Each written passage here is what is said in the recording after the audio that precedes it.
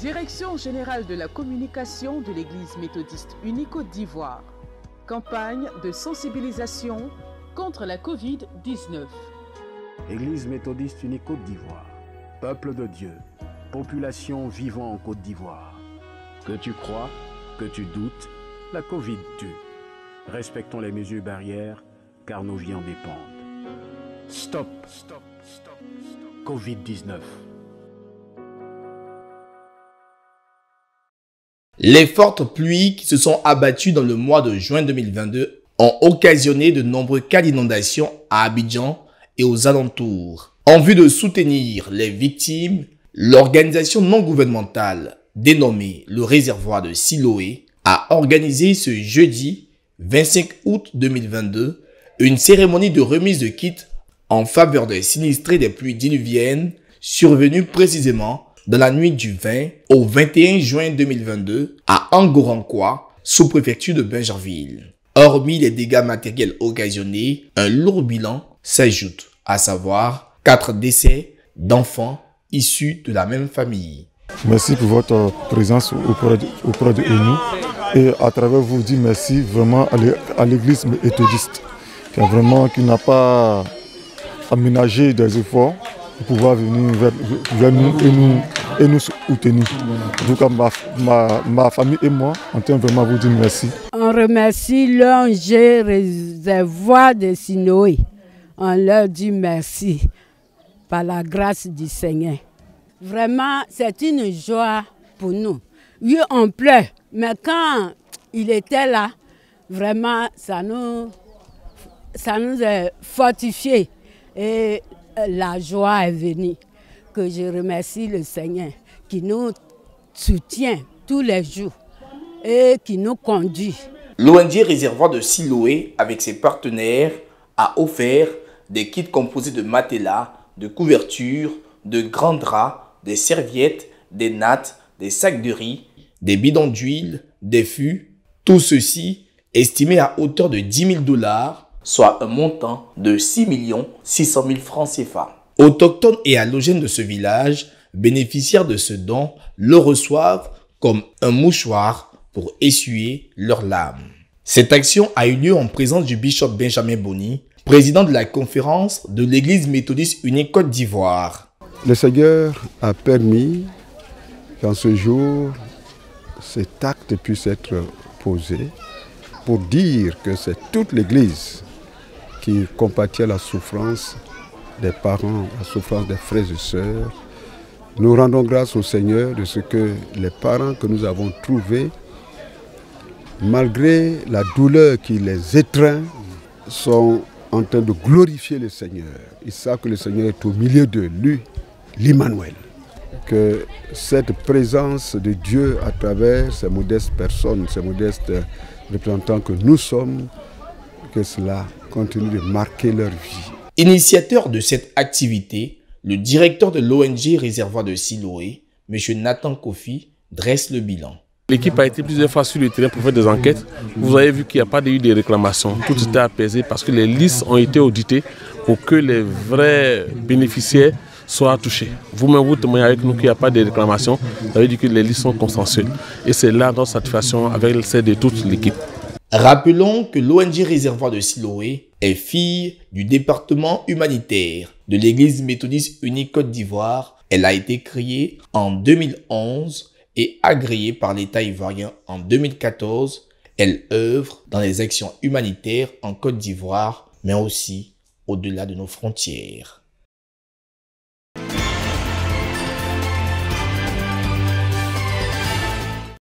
Dans sa volonté de construire de vaillants leaders pour la relève de l'Église de demain, le mouvement national des laïcs de l'Église méthodiste unie Côte d'Ivoire organise chaque année des formations sur le leadership chrétien. Pour l'édition 2022, ce sont les groupements associatifs de jeunes de l'Église méthodiste unie Côte d'Ivoire qui ont bénéficié de cette formation du 21 au 26 août 2022 dans le district de Songon.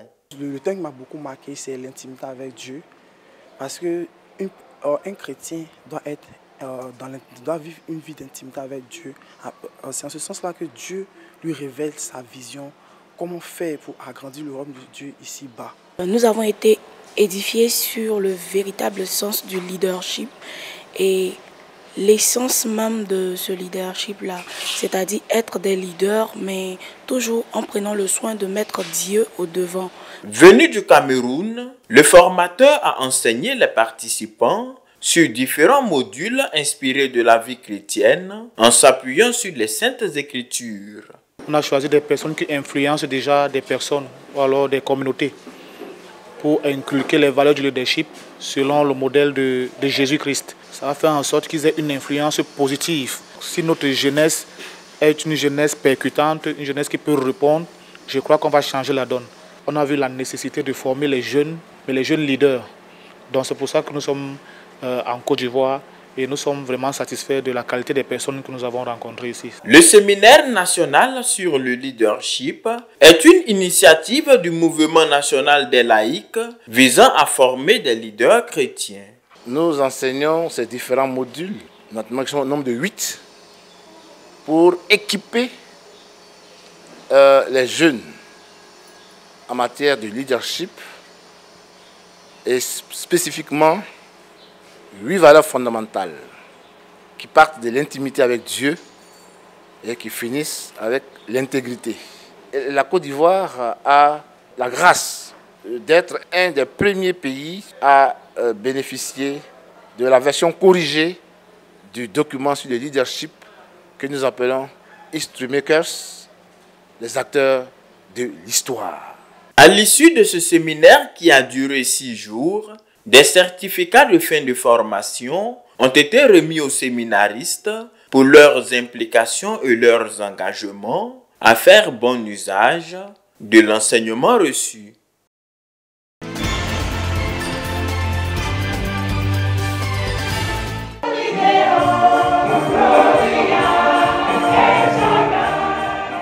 Le culte officiel du lancement de la semaine de la femme méthodiste s'est tenu dans la soirée du mardi 24 août 2022 au temple méthodiste Jérusalem de Faya. L'officiante du jour, la très révérende Dr Pierrette Begré Haïté, a encouragé les femmes à s'inscrire dans la vision du Bureau national de l'Union féminine méthodiste unie de Côte d'Ivoire, à l'instar des femmes israélites, habiles et bien disposées de cœur, qui apportaient leur ouvrage de manière volontaire. L'objectif, c'est de mobiliser des ressources spirituelles, matérielles et financières pour la construction de la maison méthodiste de la femme. On vient faire des offrandes volontaires, des offrandes qui touchent le cœur de Dieu, parce que chacun de nous ici, chacune de nous ici, doit à Dieu. Que le Seigneur de la vie, qui veut que au-delà de tout ce que nous pouvons donner, il veut que nous nous donnions nous-mêmes à lui pour être ce temple dans lequel il veut être, cette maison dans laquelle il veut être, que lui-même nous visite. Ces mots sont bien choisis, vu la mise en forme du projet tant chéri par la présidente Marceline Béda et l'ensemble de son bureau, à savoir un bâtiment R+3 qui s'étendra sur une superficie de 600 mètres carrés et qui participera à la formation holistique des jeunes filles et femmes méthodistes.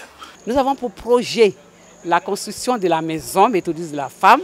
Nous allons beaucoup parler de cela aux femmes, quand bien même qu'elle ait déjà reçu des formations. Nous allons encore appuyer cela pour que vraiment nous puissions récolter ce qu'il faut pour avancer les travaux de cette maison.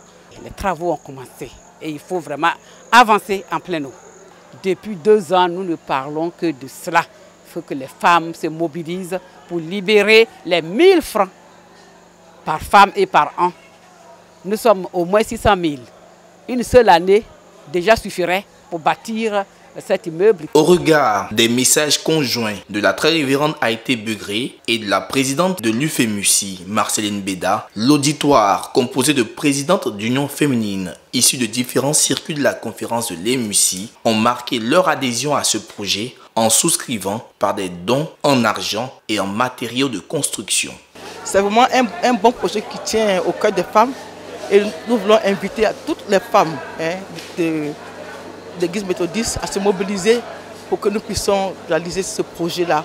Il faut signifier que le clou de la Semaine nationale de la femme méthodiste se tiendra le dimanche 29 août 2022 à Adjaké, en présence des premières autorités de la conférence de l'Église méthodiste unie Côte d'Ivoire.